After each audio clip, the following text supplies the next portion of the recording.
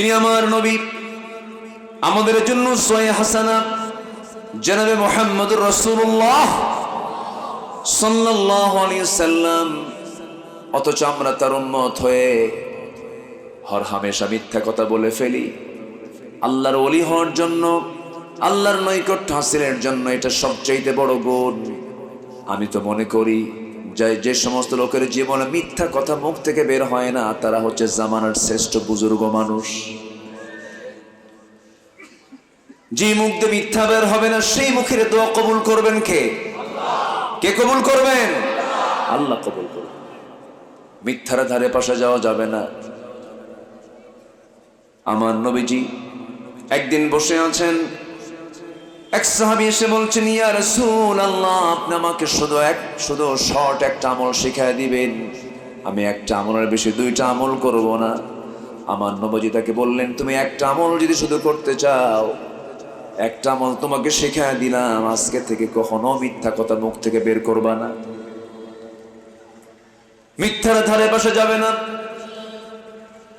ওই আমল নিয়ে চলে গেলেন। প্রাথমিক পর্যায়ে থাকা ওই সাহাবীর মধ্যে বড় বড় তিনটা বড় দোষ ছিল: চুরি, জেনা এবং মদ। কোন এক রাতের আধারে কোন একটা বাড়িতে অবস্থান করে সকালবেলা যখন নবীর কাছে চলে এসেছেন, আমার নবীজি বললেন, তুমি গত রাত্রিতে কোন ঘরের মধ্যে ঢুকেছিলে? সাহাবী বলছেন, ইয়া রাসূলুল্লাহ, আল্লাহর কসম করে বলি আর জীবনে জেনার কাছে যাব না। পরের দিন সকালবেলা গিয়েছেন, রাসূল বললেন, সাহাবী, গত রাত্রিতে তুমি হাতের মধ্যে কিসের বোতল নিয়েছিলে? আল্লাহর কসম, আজকে থেকে মদের বোতল আর হাতের মধ্যে তুলব না। এরপর রাসূল বলেন, গত রাত্রে তুমি কোন বাড়িতে গিয়েছিলে? ইয়া রাসূলুল্লাহ, আল্লাহর কসম করে বলি আজকে থেকে জীবনে কোনোদিন চুরির কাছে যাব না। এরপর তিনি বলছেন, ওই সাহাবী বলছেন, ইয়া রাসূলুল্লাহ, আল্লাহর নামের কসম করে বলছে, আপনি আসলেই সত্যি আল্লাহর নবী, আপনি আল্লাহর পয়গম্বর, কোনো সন্দেহ নাই। জীবনে আজকের থেকে ওয়াদা করলাম, জীবনে আর কোনোদিন মিথ্যা, জীবনে আর কোনোদিন মদ, জিনা, নারীর ধারে পাশে আমি আর যাব না। জোরে বলি সুবহানাল্লাহ। মিথ্যা সকল পাপকে টেনে আনে। 16টা বছর এদেশের বিটিভি সহ যত চ্যানেল ছিল সবগুলো ছিল হলো মিথ্যা তথ্য দিয়ে ভরা। ঠিক কিনা বলেন? যা পেয়েছে সব মিথ্যা। আজকে তা টের পাচ্ছি না আমরা। দেশ কত দূর আগায় নিয়ে গেছে তারা। 18 কোটি মানুষ যে দেশের নাগরিক, 11 লক্ষ কোটি টাকা দেশে ঋণ রেখেছে তারা। কি বলে, 18 লক্ষ কোটি টাকা তারা দেশের ঋণ রেখে গেছে। এর মধ্যে 11 লক্ষ কোটি টাকা তারা নিজেরাই পাচার করে নিয়ে চলে গেছে। সম্মানিত ভাইয়েরা, আমরা দীর্ঘ 16 বছর কথা শুনেছি একটা পরিবেশে, কথা বলেছি একটা পরিবেশে, আর আজকে আমরা যে বসেছি আলোচনা শুনতে, এটা একটা ভিন্ন পরিবেশ আমরা পেয়েছি জাতীয়ভাবে। ঠিক কিনা?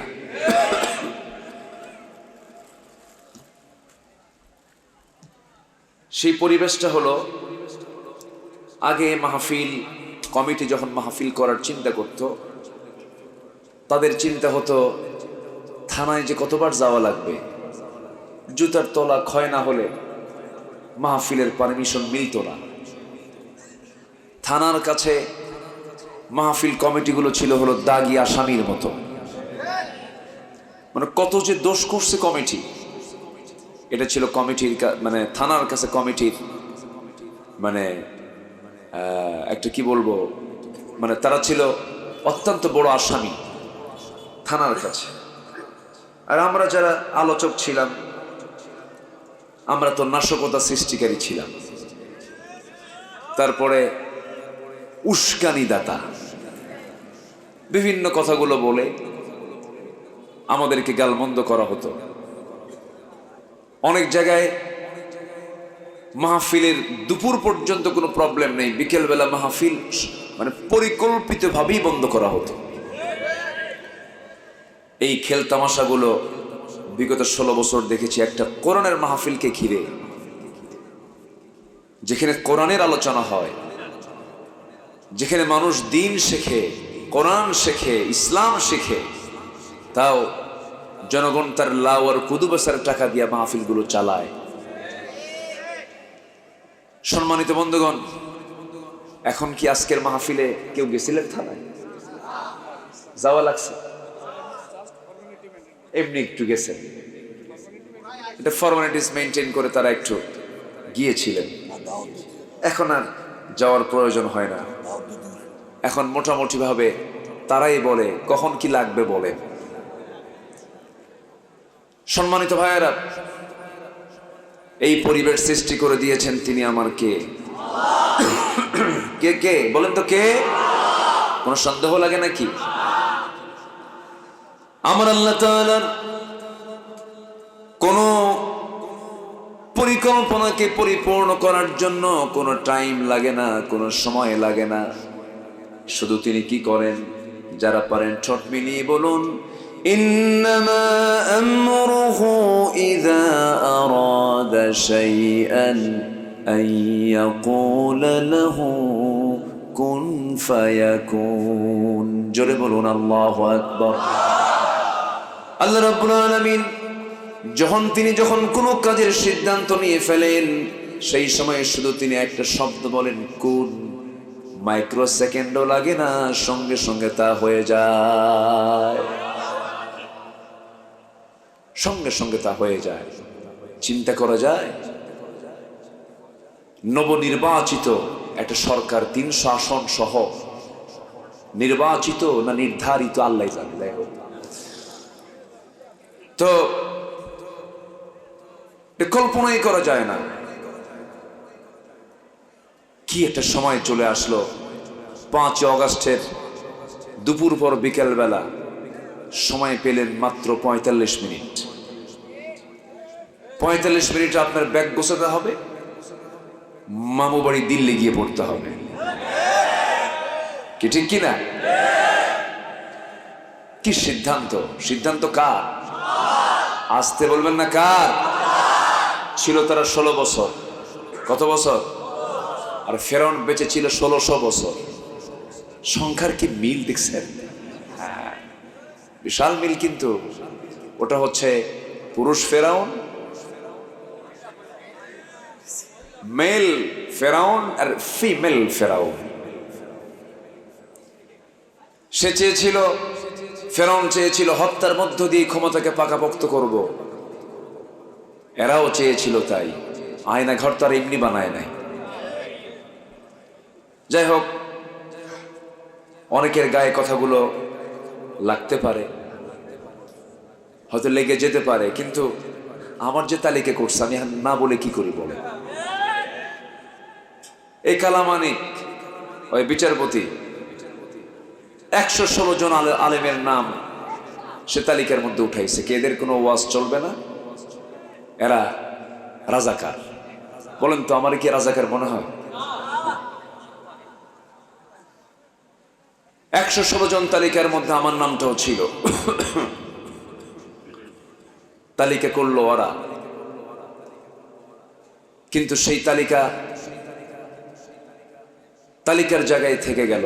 কালামানিক কই গেল? কালামানিক পালাতে চেয়েও পালাতে পারেনি। এমন একটা সময় আসবে ইঁদুরের গর্তও খুঁজে পাবা না। কি ঠিক আছে না? কলার পাতা বিছানা। শীত হয়ে পড়ে থাকলো। সিলেটবাসীকে ধন্যবাদ, বিসি শুদ্ধ আউট করে ফেলছে। ভালো।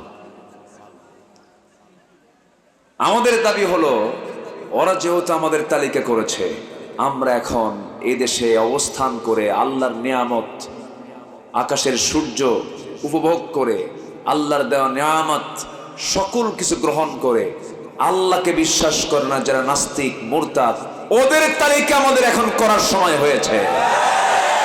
ওদের তালিকা করার দরকার আছে না নাই?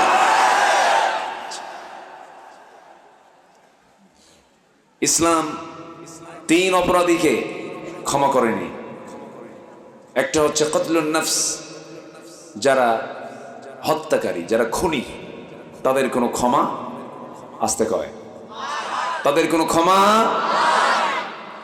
নাম্বার 2, আস-সাইয়্যিবুজ জানি, যারা জেনাকার, বুড়া জেনাকার। কি জেনাকার বলেন? মানে ছোট বয়সী না, বুড়া বয়সেও জেনা করা বাদ দেয় না, এরকম আকাইম্মা, বদমাইশ, কিছু বদমাইশ নেতৃত্ব, চরিত্রহীন নেতৃত্ব আমার দেশে ছিল কি ছিল না বলেন? জাহাঙ্গীরনগর ইউনিভার্সিটিকে কত বড় একটা কলঙ্ক লেপন করে দিয়েছে আরেক মানিক। তৎকালীন সে ছিল ছাত্রলীগের নেতা। সে 100টা মেয়ের জীবন নষ্ট করে, 100 মেয়ের সঙ্গে সে অবৈধ সম্পর্ক করে, জেনা করে, ধর্ষণ করে, সেই ধর্ষণের সে সেঞ্চুরি উদযাপন করেছে মিষ্টি বিতরণের মধ্য দিয়ে ক্যাম্পাসে। তার শাস্তি কি হয়েছে? বিগত 16 বছর কেউ কিছু করেনি, কেউ কিছু বলেও নি, বরঞ্চ কি শাস্তি দিয়েছে জানেন? এই দুষ্ট ছেলে এগুলো করতে নেই, এটাই হলো তার ফায়সালা। এখন সব এগুলো মাথায় নেওয়া দরকার। আসতে বলবেন না, ঠিক কিনা? মাথায় নেওয়ার প্রয়োজন আছে না নাই? আমরা কলঙ্ককে দূর করতে চাই। একটু বসেন। তবে সকল অন্যায়কে প্রতিহত করার জন্য আগে নিজের জীবনের সৌন্দর্যের দরকার আছে না নাই? নিজের জীবনের চারিত্রিক সৌন্দর্যের প্রয়োজন সবার পরে না সবার আগে? সবার আগে। আসুন একটু আস্তে আস্তে আমাদের জীবনকে কেমন করে সুন্দর করা যায় সবার আগে পরামর্শ নেব সেই কিতাব থেকে, যে কিতাব আসমান থেকে নাজিল হয়েছে। তার নাম কি? আসতে বলবেন না, তার নাম কি? কোরআন। কোরআন আমাকে কি কি চরিত্র, কি চারিত্রিক সৌন্দর্য উপহার দেয়। আজকে আমার আলোচনার সাবজেক্টের মূল বিষয়টাই হচ্ছে এটা, কোরআনের আলোকে মুমিনের সৌন্দর্য, চরিত্রকে কেমনে সুন্দর করে গড়া যায় এই বিষয়ে আমি কিছু কথা বলতে চাচ্ছি। দিচ্ছেন তো নাকি? জোরে বলি ইনশাআল্লাহ। আজকের সমাজে, আমার বাংলাদেশে কোনো কিছুর সংকট না থাকলেও আমার কাছে মনে হয় 1 নম্বর সংকট হলো চারিত্রিক সংকট, সৎ নেতৃত্বের সংকট। আছে না নাই? আচ্ছা, সম্মানিত ভাইয়েরা, আসুন ধীরে ধীরে আমরা আলোচনার দিকে চলে যাই। কষ্ট হচ্ছে না তো?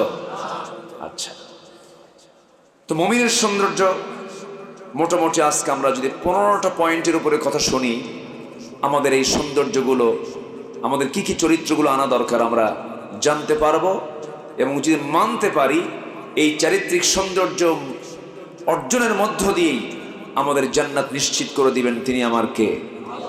আসতে বলবেন না, তিনি আমার কে? আল্লাহ। একটু কান লাগাবেন সবাই। কোরআন এমন একটা কিতাব, এটা এমন একটা গ্রন্থ, আপনি কোন দিক থেকে কোরআন থেকে জানবেন, কোন সাইড থেকে?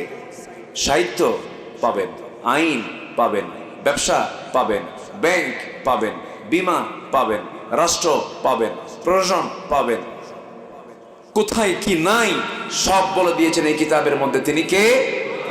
আল্লাহ তাআলা। আমার বন্ধুগণ, মুমিনের সৌন্দর্য কি হওয়া দরকার?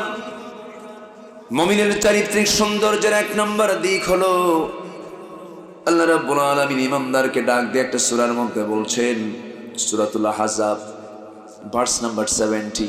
আল্লাহ রাব্বুল আলামিন বলেন, ইয়া আইয়ুহাল্লাযীনা আমানুত্তাকুল্লাহা ওয়া কুলু قولا سديدا يصلح لكم أعمالكم ويغفر لكم ذنوبكم ومن يطع الله ورسوله فقد فاز فوزا عظيما জোরে বলুন আল্লাহু আকবার।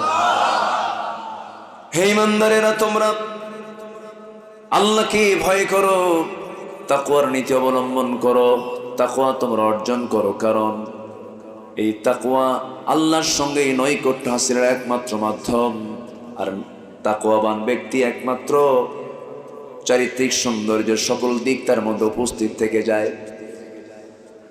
তাকওয়ার গুণ অর্জন করার পরে আল্লাহ রাব্বুল আলামিন বান্দাকে ডাক দিয়ে বলছেন, এবং সাথে একটা আমল করে, সেটা হলো ওয়াকুলু কাওলান সাদীদা। তোমরা যখন কথা বলতে যাবে, যখন তোমরা কারোর সঙ্গে বাক্যালাপ করতে যাবে, সেই সময় তোমরা স্ট্রেট ফরওয়ার্ড, সোজা কথা বলো। কি কথা বলো? সোজা কথা বলো, মিথ্যার আশ্রয় নিও না। মনে হয় দোয়া করে দিলে ভালো হয় নাকি? তো এই লোকগুলো ওঠা বসা করে কেন? বসেন। মাইকম্যান কোথায়? মাইকম্যান চতুর্থ আসমানে কেন? মাইক ছাড়া কোথায় যায় সে? সম্মানিত ভাইয়েরা, আওয়াজ এত স্লো করে দিয়ে গেছে কেন? এখানে আসতে বলে। শোনা যাচ্ছে? কম শোনা যায় না? সমস্যা না, আমি তো টের পাচ্ছি।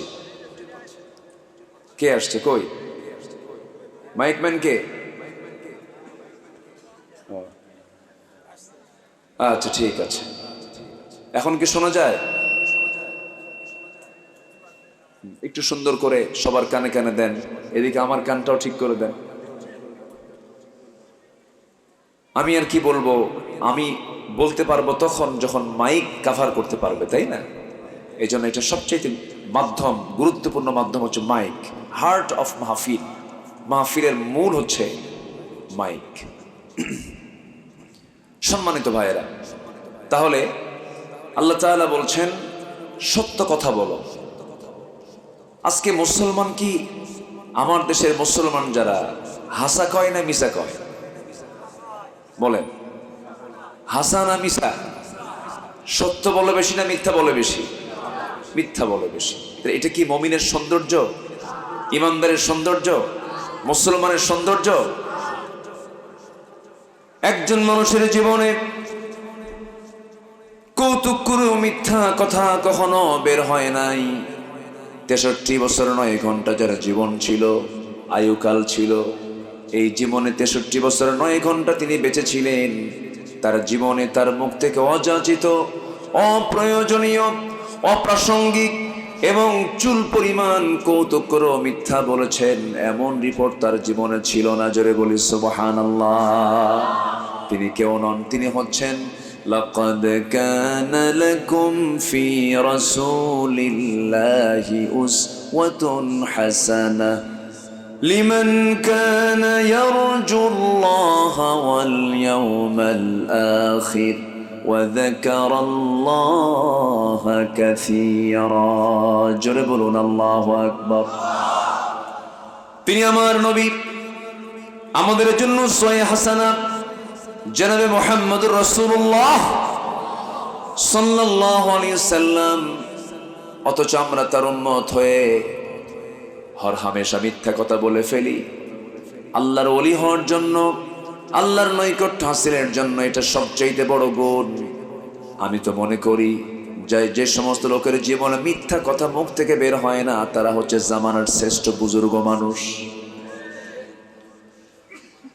যে মুখ দিয়ে মিথ্যা বের হবে না, সেই মুখের দোয়া কবুল করবেন কে? কে কবুল করবেন? আল্লাহ কবুল করবেন। মিথ্যার ধারে পাশে যাওয়া যাবে না।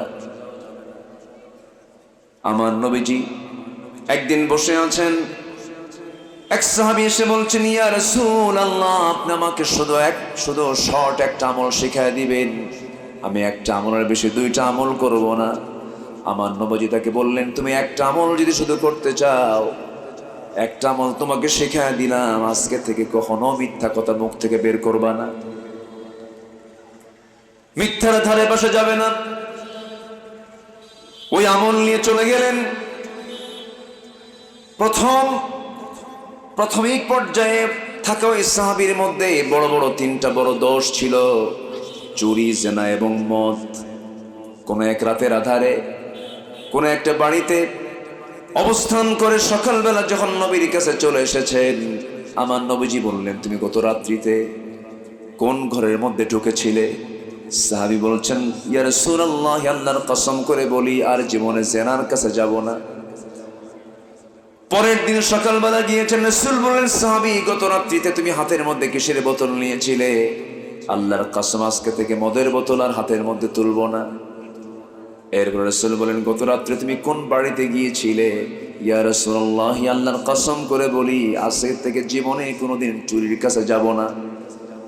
এরপর তিনি বলছেন, ওই সাহাবী বলছেন, ইয়া রাসূলুল্লাহ, আল্লাহর নামের কসম করে বলছে আপনি আসলেই সত্যি আল্লাহর নবী, আপনি আল্লাহর পয়গম্বর, কোনো সন্দেহ নাই। জীবনে আজকের থেকে ওয়াদা করলাম জীবনে আর কোনোদিন মিথ্যা, জীবনে আর কোনোদিন মদ, জিনা, নারীর ধারে পাশে আমি আর যাব না। জোরে বলি সুবহানাল্লাহ। মিথ্যা সকল পাপকে টেনে আনে। 16টা বছর এদেশের বিটিভি সহ যত চ্যানেল ছিল সবগুলো ছিল হলো মিথ্যা তথ্য দিয়ে ভরা, ঠিক কিনা বলেন? যা পেয়েছে সব মিথ্যা। আজকে তা টের পাচ্ছি না আমরা। দেশ কত দূর আগায় নিয়ে গেছে তারা। 18 কোটি মানুষ যে দেশের নাগরিক, 11 লক্ষ কোটি টাকা দেশে ঋণ রেখেছে তারা। কি বলে, 18 লক্ষ কোটি টাকা তারা দেশের ঋণ রেখে গেছে। এর মধ্যে 11 লক্ষ কোটি টাকা তারা নিজেরাই পাচার করে নিয়ে চলে গেছে।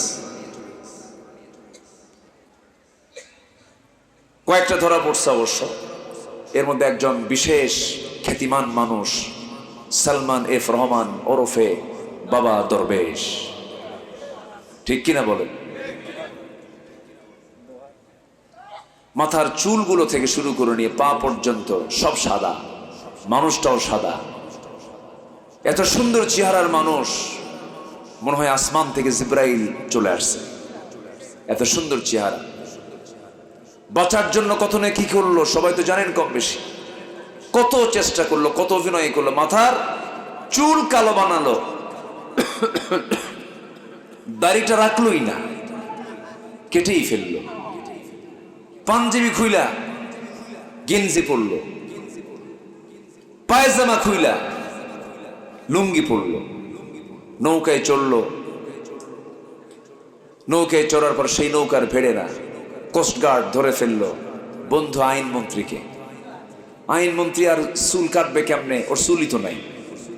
দাড়ি কাটবে কেমনে? দাড়ি তো আগের থেকে রাখে নাই, উপায় তো নাই। তা আইনমন্ত্রীকে যখন ধরে নিয়ে যাচ্ছে তখন বলল, আসলাম দুজন, যাব একা। এটা কেমন কথা? হ্যাঁ, কি কথা কি বুঝতেছেন আপনারা? আসলাম সাথে দুইজন একসাথে, আর যাবো এক, এটা কেমন হয়? তখন বলে, ঘটনা কি? আরেকজন আছে তো, ওই যে বসে আছে। কে ওটা? ভালো করে দেখো, চিনবা, ভালো করে দেখো। কেন চিনতেছি না তো, মাথার চুল কালো, মুখের দাড়ি নাই, লোকটা কে? চেনা যায় না তো। ভালো করে দেখো, ওটাই দরবেশ। ধরে নিয়ে আসা হলো। এখান থেকে একটা শিক্ষা আছে, জালিম জালিমকেও ছাড় দেয় না, কিন্তু ইমানদার ইমানদারের জীবন রক্ষার জন্য জীবন পর্যন্ত দিতে প্রস্তুত নিয়ে নেয়, ঠিক কিনা? চিন্তা করেন, গোটা দেশের সমস্ত নেতৃবৃন্দ থুইয়া হেলিকপ্টারে চড়ে মারছে, দূর পালাইছে। ইমানদারের চরিত্র এগুলো নয়। আমার নবীজি বদরের প্রান্তরে, উহুদের প্রান্তরে সকল সাহাবে কেরামকে নিয়ে যখন চলে গেছেন, তিনি সবার পেছনে না তিনি সবার আগে? সবার পেছনে না সবার আগে? সবার আগে। এটাই ইমানদারের চরিত্র হওয়া উচিত ছিল। আমার বন্ধুগণ, মিথ্যার কাছে যাওয়া যাবে না। মিথ্যা ধরলাম তো আমি হেরে গেলাম। সত্যের সঙ্গে সর্বক্ষণ থাকতে হবে। মিথ্যার আশ্রয় নেওয়া যাবে না, মিথ্যা তো অপকৌশল করা যাবে না। মিথ্যার ফলাফল হলো জাহান্নাম, সত্যের ফলাফল হলো জান্নাত। আল্লাহ রাব্বুল আলামিন আরেক জায়গায় বলছেন, ওয়াকুলু লিন্নাসি হুসনা। যখন তোমরা মানুষের সঙ্গে কথা বলবে, মিষ্টি করে সুন্দর করে কথা বলো, মিথ্যামূলক কোনো কথা বলতে যেও না। এক নম্বর বিষয় আমরা জানলাম, মোটামুটি 15টা চারিত্রিক সৌন্দর্য যদি কোনো বান্দার মধ্যে চলে আসে, কোরআন যেগুলো শিক্ষা নিতে বলেছে এই গুণ যদি বান্দার মধ্যে নিয়ে আসে, আল্লাহ রাব্বুল আলামিন বলছেন ওই বান্দার জান্নাতে যেতে কোনো কষ্ট হবে না। আল্লাহু আকবার বলেন। নাম্বার 2 হলো আমানত রক্ষা করা। আমানত কি করা? আমানত রক্ষা করা। আমানত রক্ষা মানে হচ্ছে, কই যান বসেন, কিসের যাওয়া? আপনাকে দেখে আবার একজন চলে যাবে, আপনার ভক্ত আছে না, বসেন। এটা এখানে, ওটা নিচে রাখেন, একটু কষ্ট হচ্ছে। জি আলহামদুলিল্লাহ, খুব সুন্দর কণ্ঠ তো, অনেক সুন্দর আলোচনা করেছেন আজকে। আল্লাহ তুমি আলোচনার মধ্যে বরকত দিয়ে দাও। জোরে বলি আল্লাহুম্মা আমিন, আরো জোরে আল্লাহুম্মা আমিন। আমানত রক্ষা করতে হবে। ক্ষমতা একটা আমানত। ক্ষমতা একটা কি? আমানত। চেয়ার একটা কি? আমানত না? চেয়ার একটা আমানত। সাইয়্যিদনা ওমর ফারুক রাদিয়াল্লাহু তাআলা আনহু অর্ধ দুনিয়ার শাসক তিনি। অর্ধ দুনিয়া, 40টা রাষ্ট্র তিনি চালান। ছোটখাটো না, 40টা রাষ্ট্রের তিনি রাষ্ট্রপ্রধান। যখন ক্ষমতার মসনদে তিনি বসলেন, সেদিন থেকে মৃত্যুর দিন পর্যন্ত একটা রাত তিনি ঘুমাতে পারেননি। একটাই টেনশন, এই আমানত আমার রক্ষা হবে তো? মাঝে মাঝে তিনি আফসোস করে বলতেন, ফোরাত নদীর তীরে যদি একটা কুকুর অনাহারে মারা যায়, আর ইরাকের রাস্তা খারাপের কারণে যদি সেই খারাপ গর্তের মধ্যে যদি একটা উট চলতে নিয়ে উটের পা পড়ে, উটের পা ভেঙে যায়, কিয়ামতের দিন আমি ওমর, আমাকে উট কেন পা ভেঙে ফেললো, কুকুর কেন মারা গেল, তার জন্য আমি ওমর, আমাকে জবাবদিহির কাঠগড়ায় দাঁড়াতে হবে আল্লাহর সামনে। কি অনুভূতি তাদের মধ্যে কাজ করেছে, কি চিন্তা তাদের মধ্যে কাজ করেছে। প্রথম খলিফা হচ্ছেন আবু বকর সিদ্দিক রাদিয়াল্লাহু তাআলা আনহু। যেদিন তিনি খেলাফতের দায়িত্ব গ্রহণ করলেন, খেলাফতের দায়িত্ব পেলেন, তার আগের থেকে তার একটা দায়িত্ব ছিল, প্রতিবেশীর হক আদায় করার একটা অংশ ছিল, সেটা হলো তার ঘরের সঙ্গে একটা ঘর ছিল। সেই ঘরের বাসিন্দা একজন ছিলেন, স্বামী নাই, ছেলে নাই, মেয়ে নাই, সন্তানাদি কেউ নাই, শুধুমাত্র একজন বুড়ি মহিলা ছিলেন, তার খেদমত করার মতো কেউ ছিল না। সাইয়্যিদনা আবু বকর সিদ্দিক রাদিয়াল্লাহু তাআলা আনহু প্রত্যেক দিন শেষ রাতের দিকে তার রান্না বান্না, কাপড় চোপড় ধোয়া, গোসল করানো সবকিছু সম্পন্ন করে তিনি চলে আসতেন। খেলাফতের দায়িত্ব পেলেন, তাও করলেন। সাইয়্যিদনা ওমর ফারুক একদিন দেখে ফেলে বলছেন, সব কাজ আপনি একাই করবেন, আমাদের কিছু কাজের তো সুযোগ দেওয়া দরকার। সাইয়্যিদনা আবু বকর বলছেন, ওমর, আমার ভাই ওমর, কিয়ামতের দিন আমার আমলনামা তো তোমার পিঠে যাবে না, আমাকে আমার কাজ করতে হবে। সাইয়্যিদনা আবু বকর রাদিয়াল্লাহু তাআলা আনহুর ইন্তেকাল হয়ে গেল। ইন্তেকাল হওয়ার পরের দিন ওমর ফারুক রাদিয়াল্লাহু আনহু মনে মনে চিন্তা করতেছেন, ভাই আবু বকর তো নাই, বুড়ি মহিলার জন্য কি হয়ে গেল। সেই বুড়ি মহিলার খেদমত করার জন্য তিনিও চলে গেছেন শেষ রাত্রিতে। খেদমত করলেন, কাপড় চোপড় ধুয়ে দিলেন, খাবার দাবার সম্পূর্ণ করে সব কিছু রেডি করে তিনি দিয়ে বের হয়ে চলে আসলেন। ওই বৃদ্ধা মহিলা জানে না প্রথম খলিফার ইন্তেকাল হয়েছে কিনা, বয়স্ক মানুষ, খবর তার কানে যায় নাই। তার সামনে যে খাবারগুলো পরিবেশন করা হয়েছে, এর মধ্যে খেজুর কিছু ছিল, সেই খেজুরগুলো যখন খেতে নিয়েছেন বুড়ি মহিলা, খেজুরের কামড় দেওয়া মাত্রই দেখেন খেজুরের মধ্যে বিচি। অনুমান করলেন, বুঝতে পেরেছে আমার আসল খাদেমার দুনিয়াতে নাই। মানে আবু বকর সিদ্দিক রাদিয়াল্লাহু আনহু যখন ওই বুড়ি মহিলার সামনে যখন খেজুরগুলো দিয়ে দিতেন, খেজুরের বিচিগুলো ফেলে দিয়া খেজুরগুলো শুধু বিচি মুক্ত রেখে তার সামনে রেখে দিতেন, যেন বুড়ি মহিলার খেতে কোনো কষ্ট না হয়। সুবহানাল্লাহ বলবেন না? জোরে বলি সুবহানাল্লাহ। আমার বন্ধুগণ, সেই যুগের মানুষগুলো আবার কেমন ছিল? গভীর রজনী, নিঝুম রাত, ওমর ফারুক রাদিয়াল্লাহু তাআলা আনহু রাতের বেলা তিনি একাকী চলছেন, নির্জন রাত্রিতে ছোট্ট একটা লাঠি নিয়ে একা একা চলতেছেন। তাদের জন্য কোনো প্রোটোকল লাগতো না, কোনো মানুষের প্রয়োজন হতো না, তিনি সম্পূর্ণ একাকী চলতেন। কারণ তার দিলের মধ্যে ভয় ছিল একমাত্র কার ভয়? আসতে বলবেন না, কার ভয়? বিগত 16 বছর দেখেছি আতিপাতি নেতার পিছনে 50টা মোটর সাইকেল। কটা মোটর সাইকেল? 50-100টা মোটর সাইকেল থাকে। আতিপাতি নেতা, ওগুলো গেল কই? পিটাইয়া সোজা করা দরকার, ঠিক কিনা? অনেক লাফালাফি করেছে, মঞ্চে এসে ডিস্টার্ব করেছে, মঞ্চে এসে ডিস্টার্ব করেছে, আমাদেরকে কথা বলতে দেয়নি। মঞ্চ ওঠার আগে আমাদেরকে ওয়াজ শোনায় দিতে, হুজুর আকাশের ওয়াজ করবেন আর কবরের ওয়াজ করবেন, দুনিয়াটা আমরা দেখে নেব। এগুলো করে করে বহু জুলুম অত্যাচার করেছে। পোস্টারের নাম নাই, মাহফিল বন্ধ হয়ে যাবে, কত কি তারা করেছে।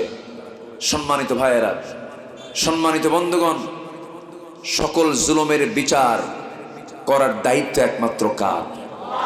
আসতে বলবেন না কার? সেই বিচারও করেছেন তিনি কে? আল্লাহ তাআলা। ওমর ফারুক রাদিয়াল্লাহু তাআলা আনহু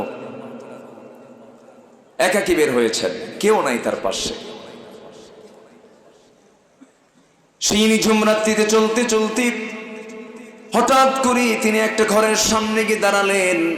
ঘরের সামনে গিয়ে দাঁড়িয়ে তিনি দুজন মহিলার কথোপকথন শুনতেছেন, কনভারসেশন শুনছেন। মা এবং বেটি তারা গল্প করছে। মা বলতেছে, আমার মেয়ে শোনো, আগামীকালকে বাজার করবো, কি সেই বাজারের টাকাটা পর্যন্ত তেমন নাই। এই যে উটনির দুধ আজকে আমরা দহন করেছি, এই দুধ বিক্রি করেও আমাদের বাজারের টাকা হবে না। এই জন্য উটনির দুধের মধ্যে কিছু পানি ঢুকায় দাও। কি ঢুকায় দাও? পানি ঢুকায় দাও, পানি মিক্স করে দাও। দুধের পরিমাণ বেড়ে যাবে, টাকার পরিমাণটা আমাদের বেড়ে যাবে। এই কথা শোনা মাত্রই মেয়ে বলছে, মা এই কাজটা আমার দ্বারা সম্ভব না, আমি করতে পারবো না।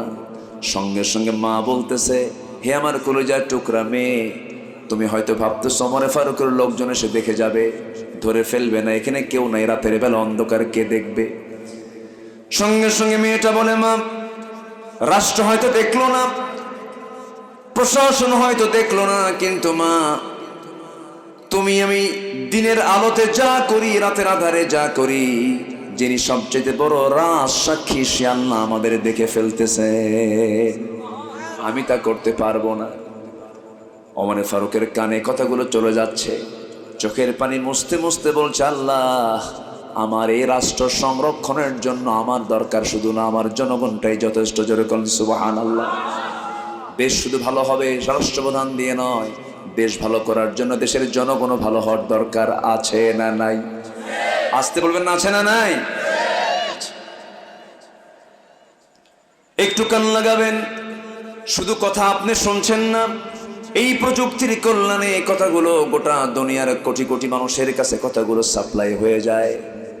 এরা রেকর্ড করছে, লাইভ করছে, এই কথাগুলো গোটা দুনিয়ার 200 রাষ্ট্রে কত বাংলা ভাষাভাষী মানুষগুলো আছে তাদের কাছে কথাগুলো চলে যাবে, চলে যাচ্ছে।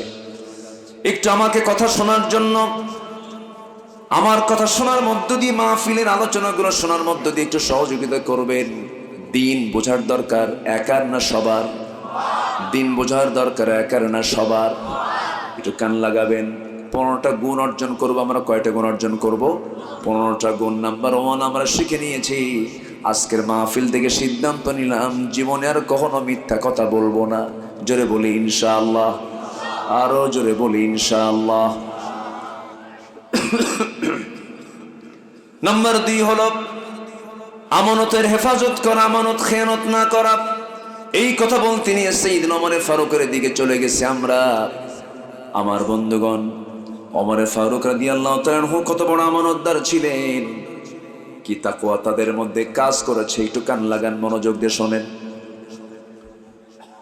সাইয়েদনা ওমর ফারুক রাদিয়াল্লাহু তাআলা আনহু একটা ছোট্ট ছেলে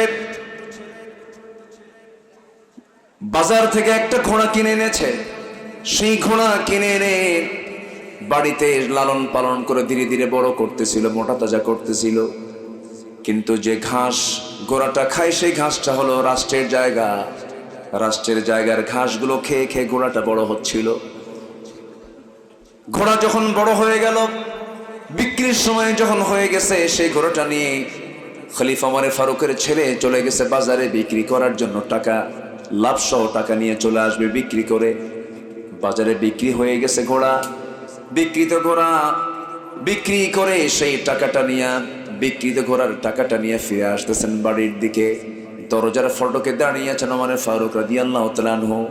ছেলে আসার সঙ্গে সঙ্গেই বলছেন, হে আমার সন্তান, হে আমার কলেজের টুকরা সন্তান। এই সমস্ত কথাগুলো আমাদেরকে বলে, মানে অকাম করবে ওরা, ফায়সালা দেব আমরা, বোঝেন নাই? এগুলো করা ঠিক না, এগুলো হারাম। এগুলো কি বলেন তো? হারাম। আল্লাহ তুমি বিকৃত পন্থা থেকে জাতিকে হেফাজত করো, জোরে বলি আল্লাহুম্মা আমিন। ধৈর্য থাকতে হবে, ক্ষমা থাকতে হবে। স্বামী স্ত্রীর মধ্যে কোনো দ্বন্দ্ব লেগেছে, এর মধ্যে সবচেয়ে বেশি ধৈর্যের পরিচয় দেবে কে, স্বামী না স্ত্রী? সব চুপ করে আছে, হুজুর কিচ্ছু কব না, কারণ পাশে বউ বসে অজ শুনতেছে। বলে হঠাৎ করে আমার ঠান্ডা লাগছে, কফ বুকে জমা হয়ে আছে, খুব কষ্ট করে চাপ প্রয়োগ করে আমাকে কথা বলতে হচ্ছে। একটু আমাকে সময় দেবেন, আর একটু সময় বলেই আমি 15টা পয়েন্ট শেষ হবে, আমার আলোচনাও শেষ হয়ে যাবে, জোরে বলে ইনশাআল্লাহ। এখন ধৈর্যের পরিচয় দিবে বেশি কে, স্ত্রী না স্বামী? স্বামী। স্ত্রী যে দেবে না তা না, অবশ্যই দিতে হবে, কিন্তু আল্লাহ তাআলা স্ত্রীদের ধৈর্য দিয়েছেন এক জায়গায়, আর আপনার ধৈর্য দিয়েছেন আরেক জায়গায়। যেরকম সন্তান কোলে নিয়ে থাকা, সন্তান লালন পালন করা, এটাতে এগিয়ে কে, স্বামী না স্ত্রী? বাবা না মা? মা আগায় আছে, আপনি পারবেন না। 1.5 বছরের সন্তানকে যদি আপনার কোলে উঠায় দিয়া, অথবা 1.5 মাসের সন্তান আপনার কোলে উঠায় দিয়া বলে, তুমি 2 দিন একটু দেখো, 2 দিন কেন, 2 ঘন্টার পরেই সন্তান আছাড় মারা শেষ। এটার নাম হলো পুরুষ। এটার নাম কি বলেন? পুরুষ। পুরুষ পারবে না। এই ধৈর্য আল্লাহ তাআলা কাকে দিয়েছেন? নারীকে দিয়েছেন। আমার ভাইয়েরা, কিন্তু নেতৃত্ব দেওয়ার ক্ষেত্রে, পরিচালনার ক্ষেত্রে, সকল ক্ষেত্রে আল্লাহ রাব্বুল আলামিন ধৈর্যের পরিচয় পুরুষকে দিতে বলেছেন। আমার নবীর 4টা স্ত্রী একদিন সামনে বসে বলতেছে, হুজুর আমাদের 4 জনের মধ্যে একটা দ্বন্দ্ব লেগেছে। কি দ্বন্দ্ব? আপনি মূলত এই 4 জনের মধ্যে আপনি কাকে সবচাইতে বেশি ভালোবাসেন? রাসূল মুস্কি হাসি মেরে মনে মনে চিন্তা করেন, কার নাম বলে আমি কার কি করব, কেমনে বলে জবাবটা কেমনে দেই? জবাব দিলেন না, শুধু বললেন, যাও, যে প্রশ্ন তোমরা আমাকে করে সেটার জবাব দেওয়ার জন্য একটু সময় লাগবে আমার, আমি আগামীকালকে সকালে বলবো, যাও। পাঠায় দিয়েছেন। পাঠায় দিয়া রাতের বেলা করলেন কি, 2টা করে খেজুর প্যাকেট করে প্রথমে আম্মা জান আয়েশার ঘরে গিয়ে বলছেন, আয়েশা আমি তোমাকে দারুণ লাইক করি, আহিব্বুক, আই লাভ ইউ। কি বউকে বলা জায়েজ আছে না নাই? আসতে বলে, আছে না নাই? পরের বউ না নিজের বউ? হ্যাঁ, এটা যেন মনে থাকে। আবার আমার নবীজি বলছেন, আয়েশা আমি তোমাকে দারুণ ভালোবাসি, যে 2টা খেজুর তোমাকে ভালোবেসে দিয়ে গেলাম, এই কথা যেন অন্য কোনো স্ত্রী কানে না যায়। 2য় ঘরে গিয়ে তাই বললেন, 3য় ঘরে গিয়ে তাই বললেন, 4র্থ ঘরে গিয়ে বললেন একই কথা। খেজুর 2টা করে দিয়ে আসলেন। পরের দিন সকালবেলা 4 জন স্ত্রী বুক ভরা আশা নিয়ে মনে মনে ভাবতেছে, হুজুর তো আজকে আমার কথা বলবেন। ঘরের মধ্যে আমার নবীজি 4 স্ত্রীকে নিয়ে বসলেন। এবার বলতেছে, হুজুর আপনি বলবেন আজকে আমাদেরকে আপনি কাকে সবচেয়ে বেশি ভালোবাসেন? রাসূল বলছেন, আমি তাকেই সবচেয়ে বেশি ভালোবাসি যাকে গত রাত্রিতে লুকায় লুকায় 2টা খেজুর দিয়ে আসছি। যা সরখান সুবহানাল্লাহ। কি কথা বোঝা গেল? এটার নাম হচ্ছে ব্যালেন্স, ধৈর্য, ইনসাফ। আল্লাহু আকবার বলেন। আমার বন্ধুগণ, নাম্বার 5